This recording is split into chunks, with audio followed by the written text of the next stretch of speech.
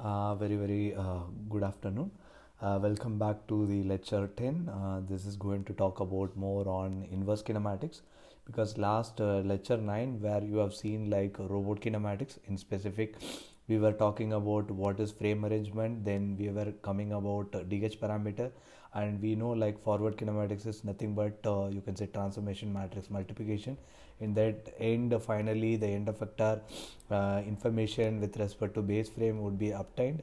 From there you can see that the three, you can say, positional information directly obtained from the last column of the transformation matrix, and then the first three rows and three columns, which is what you call the orientational information, which we call simple rotation matrix of end effector with base frame. That would give the idea behind the orientational you can say information, in the sense we can identify alpha, beta, gamma with respect to either of one of the composite rotation you can say representation.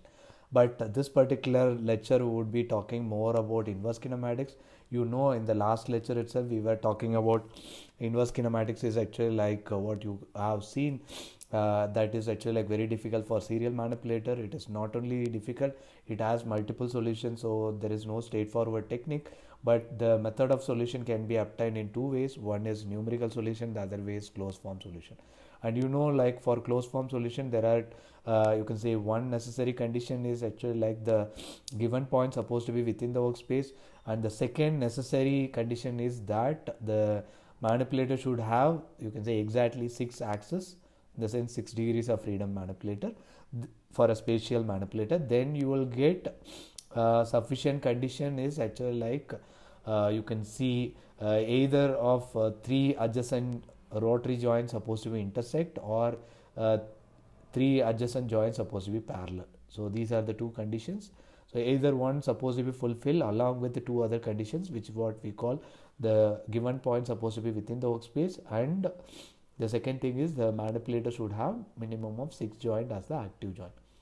If this is in the planar case, then you know like the active you can say joints would be many, but the degree is actually like 3 information only you will be getting. So in the sense degrees of freedom supposed to be 3, but we are not going to see that in detail in this particular lecture. We would be seeing again back what is inverse kinematics and what are the solution, and how that second you call the numerical solution can be obtained. So for that we would be using one of the iterative method, and one of the popular iterative method, which is what you call Newton-Raphson or Newton method, and we'll see further how we can use that for some of the example which we have discussed earlier. Okay, so this is the case. So as I already mentioned earlier, so the same thing I'm putting here. So now we'll go to the contents of this particular lecture. I said, so we are focusing on the inverse kinematics. In specific, we are actually like focusing on the numerical solution. So further we are taking two examples. One is 2-hour planar manipulator, the other one is planar 3-hour manipulator. You would have asked why not actual like spatial. It is definitely possible for the numerical solution, but I just wanted to realize with the closed form solution. That's why I've just taken these two examples. So let us actually like move forward. So in the sense, you know, like what is inverse kinematics? Inverse kinematics is nothing but a problem where you are actually like trying to find out joint variable for given configuration of a robot. In the sense, so you have the end effector pose, then you are actually like trying to see, in the sense, so determination of joint variable in terms of end effector position and orientation, right? These all we have seen.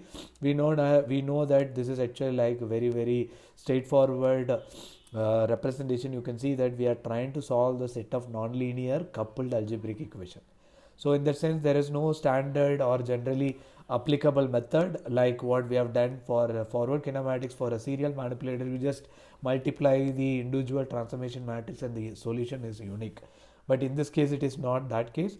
So because of the multiple solution, and as well as there is no straightforward technique to solve it. So obviously we'll go like what we can do. So then we can see that we have two possible way of solving. One is actually like numerically we can solve. The other one is we can try to get the analytical relation. So analytical relation we have seen in the last class very detailed. Right now we are going to see what is numerical solution. That is what the idea. So in the sense, we are actually like putting the one of the key technique called iterative, because we cannot directly get it. So even the numerical technique, there are several. One is search, the other one is iterative one. Even now we have come with some kind of regression techniques all there available, but we are focusing on the iterative technique, which is one of the popular one in the earlier days. That too, like we are going to focus on the Newton-Raphson method. In the sense, I am bringing at the what you call the task space variable as a vector. That vector I am calling mu, that I can write as the joint space variable, which I call q vector. So I can write the mu is actually like forward kinematic solution, that is function of q. So in the sense, q would be, I assume that everything is rotary joint, so q is actually like function of theta 1 to theta 6. I assume that 6 degrees of freedom. Then what would be the mu would be like x, y, z, and alpha, beta, gamma, where roll, pitch, and other things. Okay, so in that sense, what we are interested to find what is q and given mu. In the sense, you are trying to come back. So in the sense, q is actually like function inverse of mu, but function inverse is not straightforward, right? This is not straightforward. That's why we are trying to apply some Newton-Raphson method. So for that, we'll actually see what exactly it can be done. The Newton-Raphson method is usually like used for function f of x equal to 0. Then we will try to find out what are the roots. The similar sense we are actually like extending for our, you can say, serial manipulator, but how we are extending that we will see. But the limitation here is actually like this Newton-Raphson method is actually like not global optimum, or you can say it is not going to work on the global sense. So if you have actually like a profile like this, so if I start at the point somewhere here, this may end up here. If I start somewhere here, it may end up. So in the sense, it will give the inflection. In the sense, if you have multiple solution, the Newton-Raphson method or generally the iterative method will give only one solution. Okay, that is what we are trying to see. Now this is the general Newton-Raphson method, but I don't want to discuss this here as I'm actually like sharing this in a slide set, so you can go through in detail, but right now I'm bringing it into a manipulator as such.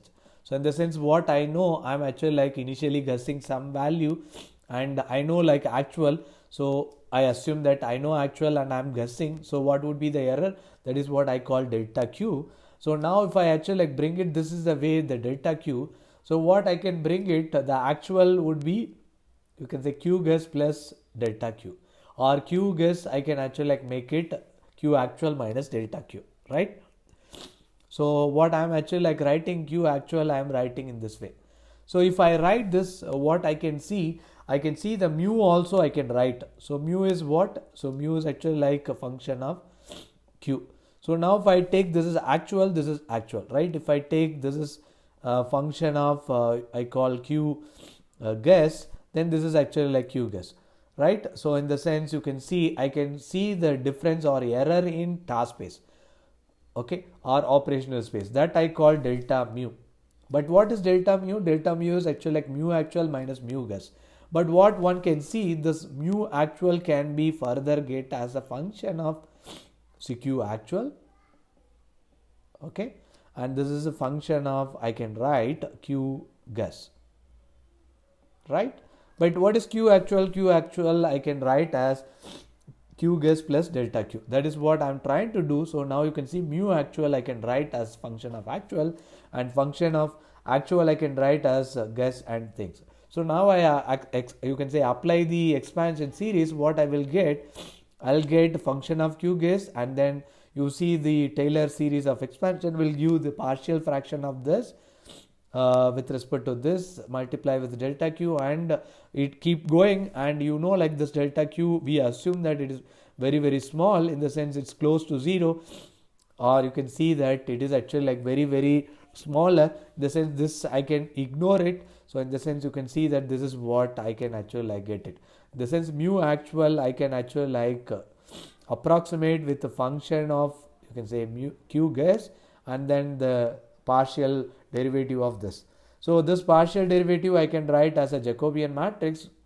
We will come back what is Jacobian in detail, but right now I am writing a j. So this is j of q guess, but simply I am writing as a j. Okay, so this is what we will obtain.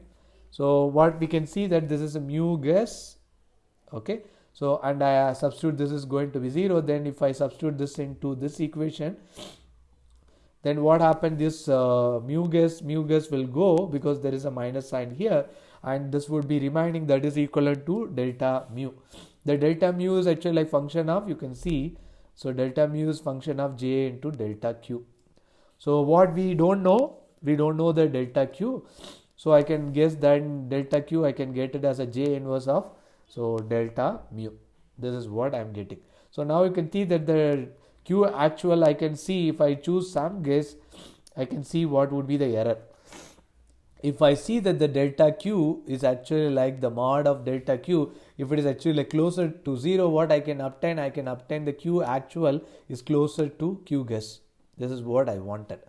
So this is what I'm trying to do in an iterative way. So for that, I'm actually like taking a delta q as this form, and I'm actually like making it, this is what q actual and this. So now what I'm trying to do, this is what I wanted, but what I can write, this I write qi plus 1, and this is qi, and this is delta q. So this delta q I'm writing as qi plus, this is j of q inverse, this I, okay, and this is actually like, you can see, delta of mu I. So this is delta mu I can get it as mu, okay, actual minus mu. The sense mu actual, I can see that original, and this mu decide, or you can say obtained as mu I, right? So this is what we are getting. So that is what I'm trying to do here. You can see, right, this is we know, and this is we are getting from the initial guess, and then we are trying to see this delta is close to 0, or you call this delta is close to 0. Either way I can actually like achieve it. So this is what we are trying to do, and this is what the, you can say, algorithm, or you call, you can say, what you call pseudocode of this particular scheme. So we will see what that particular scheme go further. You can see this is the Newton-Raphson method of iteration. I'm writing in an algorithm way. You can see that this is what the general, but what I am trying to do is actually like in manipulator theory, the q is actually like obtained from the known mu, which is function of q. So this is what that. So indirectly the function of q is not equal to 0. We are making it that equal to mu. That is what we are trying to do. So in that sense, what we are actually like bringing it. So we are bringing it a small algorithm where initially I am starting the counter as I equal to 0. Then I am assuming that that is q equal to q naught. Then I am calculating j, which is actually like the partial derivative of that. And then I am actually like calculating my mu actual known, in the sense mu is known, and the mu, which is function of qi, I am assuming that, so this is constant, and this is actually like very based on the iteration. So I will try to find, and that would be equivalent to j of qi into delta I, but I wanted this delta I, so the delta I can write as j of qi inverse into delta function of q, in the sense delta mu I. Okay, so this I obtain, and I put a condition that this delta I is actually like smaller than some kind of threshold or residue or arbitrary tolerance. Till then it would be iterating, otherwise actually like it would give the solution. So this is what they keep on actually like getting it. So this is what the algorithm we can do it. Just to elaborate this algorithm, we will actually like see one of the simple example, and we will go further. So for that I am taking a serial manipulator, that two are serial manipulator. I know that this is the goal point, or you can say this is the desired point. Okay, so where the p is given, in the sense the x, y is given, and I assume that L1 and L2 are geometrical parameter. So you can see that graphically what we can do, we can take this 0, 0 point as the radius, and you can say origin or center, and radius is L1. You draw, and similarly this is as the center and L2 as the radius, and you can make it, and this is one solution and this is another solution, right? So now we are actually like interested to find this with respect to closed form, or we are actually like interested in something like what you call numerical. So for that we will first see what is actually like closed form solution. So like this slide. So I assume that this is L1 and this is L2, and this is theta 1 and this is actually like theta 2, and the other way around I can actually like make it, this is theta 1 and this is actually like theta 2, and this is L1 and L2. What is x? X is actually like L1 C1. C1 means cos theta 1. So C1 belongs to cos theta 1 and S1 belongs to sin theta 1. If I say C12, that means cos theta 1 plus 2.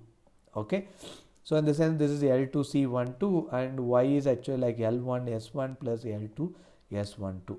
Okay, so this is what the forward kinematic solution, which is straightforward, and you know like how we can do. So we can get the DH parameter and get the individual transformation matrix and multiply, and finally what is x and y, that is what you can say forward kinematic solution. So which I already obtained, and this is what the equation. But now if I give this theta 1, theta 2 and all, I can actually like find xy, that is what we call forward kinematic model.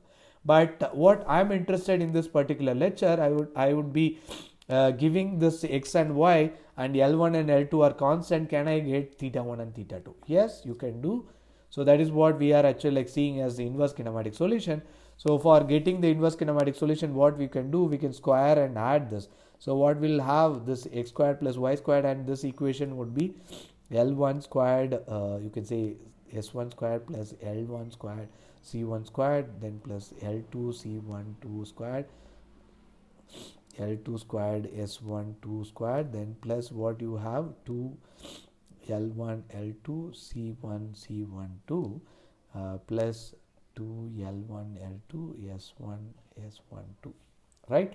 So these all will come, and finally if you reduce it, what you will get, x squared plus y squared minus L1 squared minus L2 squared whole divided by 2 L1 L2 is equivalent to what you can see. This is cos theta 1.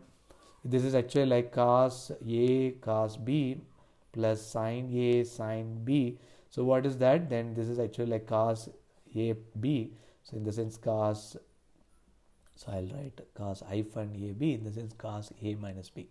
So here I can see this equation I am rewriting in the other way around, or even I can write it straightforward. So what will come this side? This is cos theta 1 minus theta 1 minus theta 2. In the sense cos minus of theta 2, which is nothing but cos theta 2, right? So now that equation you will get. So that is what you get, and I can take S2 as, you can say S2 is sin theta 2, that I can write. So sin squared is equal to minus c squared. Okay, then I can actually take a root, then I will get it. So that's what I am getting. So now you can see that the two solution easily get, because if I take plus one solution and if I take minus another solution. So in that sense you can see that if I take tan inverse of this, I'll get theta 2. But theta 2 is obtained. But what I wanted actually like, this is what the point, I am actually like seeing it, I'll just make it one of the easiest way. So I can see like, so this is what I am calling. So this is theta 1 and this is theta 2, and so this is L2 and this is L1 and this is x and y. So what one can see from tan inverse of x by y, that would be giving this angle I call alpha, and I already obtained this. If I make a triangle here, this is L2 cos theta 2 and this is L2 sin theta 2. So this angle I can get as L2 sin theta 2 divided by L1 plus L2 cos theta 2, that is I call beta. Then alpha minus beta is nothing but theta 1. So that is what we have obtained here. So this is nothing but alpha, okay, and this is actually like nothing but what you call, this is tan alpha and this is actually like tan beta. Okay, so that is what we have done, and you know like this is one of the easiest way to obtain, but this is what you call closed form solution. But we are not interested to find the closed form solution, we are interested to find the iterative solution, in the sense numerical solution. What is the rule for that? You know like that is qi plus 1. I can write as qi plus, you can see j inverse of mu I, delta mu I, right? This delta mu I can obtain, delta mu I can obtain as mu minus mu I.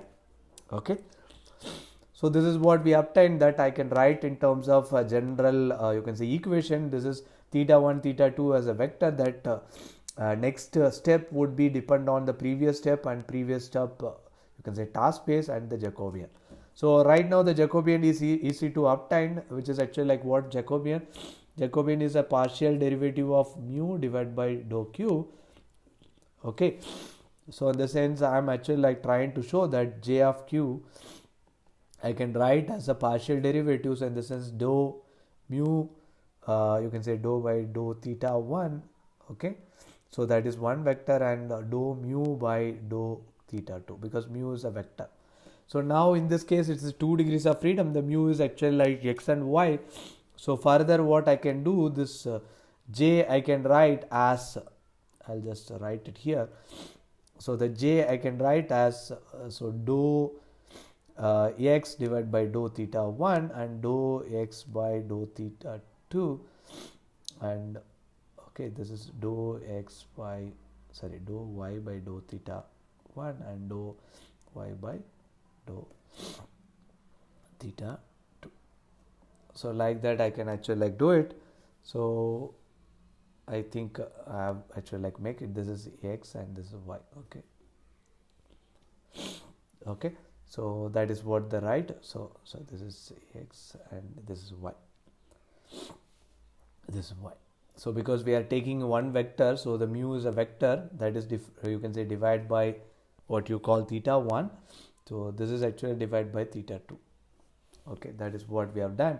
So in the sense, if I take a partial derivative, what happens? This is actually like L 1 sine theta 1 and theta 1 dot, right? So we are actually trying to make, since this is what the partial derivative, so minus L1 sine 1 minus L2 sine 1 2, that would be the partial derivative with respect to theta 1. So that is what we are doing it. You can see this is what happened, and the second equation only with the theta 2, then the second term will come. So like that we can actually like do it. So we can actually like get the Jacobian, and you can take a Jacobian inverse, that in this case it is 2 by 2, we can get it and we can obtain this.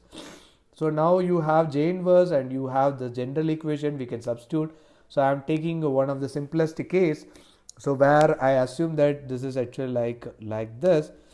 So this is L1 equal to 1 meter and L2 equal to 1 meter, and this I assume as 0 0.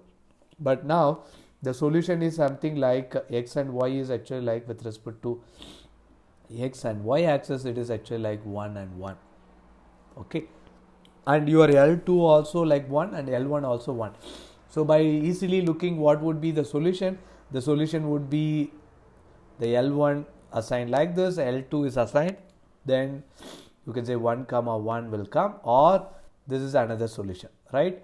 So this is one solution or this is the another solution.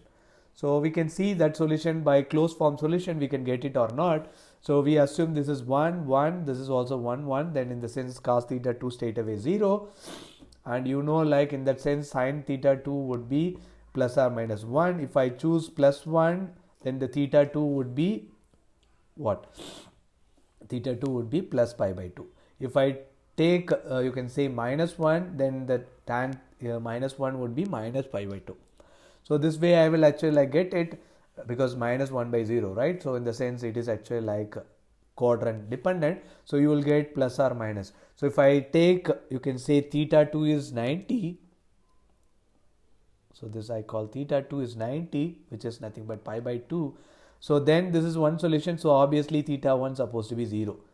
If I take theta 2 is actually like minus 90, you know, like then this is the case, because this is minus 90, okay, minus pi by 2, then this is supposed to be pi by 2, right? This is another solution.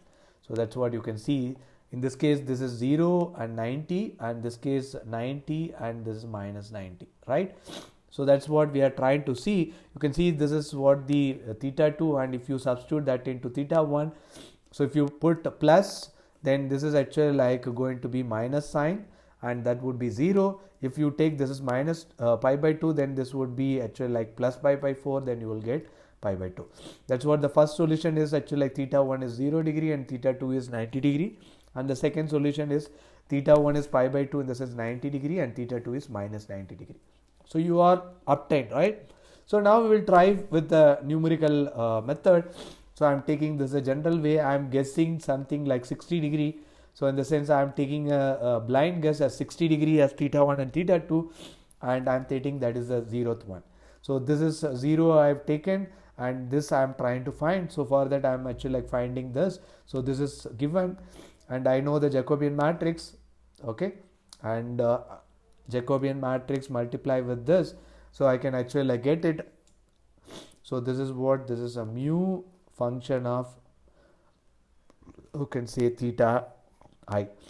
So in the sense, this is mu I can obtain with substituting this pi by 3. In the sense, I know x and y equation, I substitute this pi by 3, whatever coming, that is what this value, and I subtract, that is what delta x and delta y. So already I can obtain the j also like known, and now I can actually like substitute j inverse, I can obtain, and I substitute j inverse into delta xy, and this is actually like theta 1, theta 2, 0, and this is j inverse, and this is delta x 0. So this is what I will get, theta 1 and theta 2. I'll go further, I'll actually like go the second iteration, and now this I will substitute as mu I for mu I function of qi, and I know like mu minus mu I, that is what this, and I can substitute this qi into my j inverse equation, then I will get, and I will get this. So keep on, I am actually like going it, okay. So third iteration, fourth iteration, and fifth iteration, you can see that it is very close to 0. Even if I want actually like 3 decimal accuracy, you can see that it can be stopped here, but still I am actually like going further, you can see that it is going much smaller. So in the sense, you can see that what it is giving, this is 0 and pi by 2. So why it is actually like given, because we have taken actually like pi by 3, and pi by 3 are the initial solution. So then the closer is actually like pi by 2, and 0 is the closest solution. So that is the way it is giving. If I would have taken probably minus pi by 3 and pi by 3, there may be another possible solution would have come, or it would have actually like reached the same solution. Might have been taken more iteration. That's what you can see. So this is what one of the easiest way you can obtain with, you can say, the simple numerical method, and you would have seen now the easiest way to find. So now this algorithm, you can write it in MATLAB or Python or whatever software you are well aware, or you can say the package or programming software, you can actually write it and do it. But only one issue, if you keep doing the iteration more and more, then you can see that you will get closer solution. But some of the cases you are actually like doing online, then you have to restrict your algorithm into probably 1 or 2 iteration. So that time your accuracy is depend on what algorithm you are going to use, right? So now we will see another example. So another example, we can see that the 3R serial manipulator, where there are 3 joins are actually like active, and we are trying to see what would be x, y, and psi. So these are actually like given. Can I find theta 1 and theta 2 or theta 3? So this particular example we have already seen based on, you can say, DH parameter. We have obtained the forward kinematic solution, right? So this is what the forward kinematic solution, and this is what xy, and based on this you can find the orientation angle, then that would be theta 1 plus theta 2 plus theta 3, right? So this is what you call forward kinematic model, and we will actually like go a little further. What we can see, so x1 and y1 we can find, we can come back because the psi is known, and this is actually like in the same line, and I can actually like obtain this point. Once I obtain this, it is very simple because it is very similar to a 2R serial manipulator. I can find theta 2. So once I find theta 2, I can find theta 1, and once I find theta 1, I can find theta 3. So this is what we are actually like obtained, and this is the way we are actually like doing it with the same 2R serial manipulator case, and we are actually like doing it theta 2, and then whatever I shown, that way alpha and beta we find, and we will get theta 1, and then we will get theta 3. So this is for the closed form solution. If it is actually like a numerical solution, what we know mu, and from this partial derivative, what you can see, so dou px, in the sense here actually like x, so dou x by dou theta 1, you can say dou y by dou theta 1, and dou z by dou theta 1, that would be first column, and then second column is actually like this.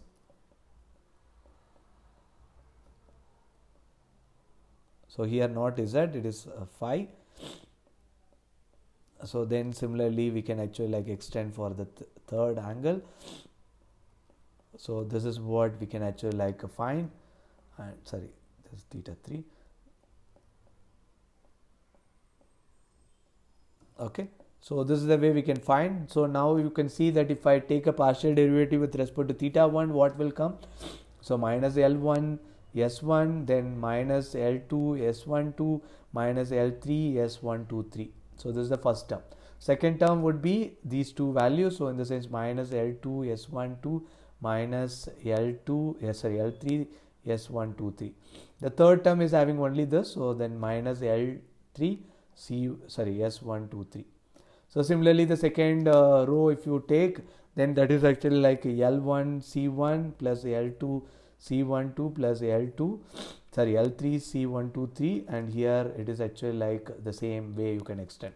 So that is what we have obtained, and this Jacobian matrix is obtained, and then you can actually see J inverse of Q you can find, and you can take some guess we call Q naught, and we can go with the Q1 as Q naught plus J inverse of Q naught, and then you can see that mu minus mu, so Q naught. So this equation you can substitute, and you can see till you can find this mu minus, you can say mu Q naught actually like giving, you can see closer to 0 or closer to some resolution or some tolerance. You can choose whatever tolerance you are actually like choosing. So then you can do it. This is what the iterative method. I hope now you know like what is closed form solution and what is you call iterative method.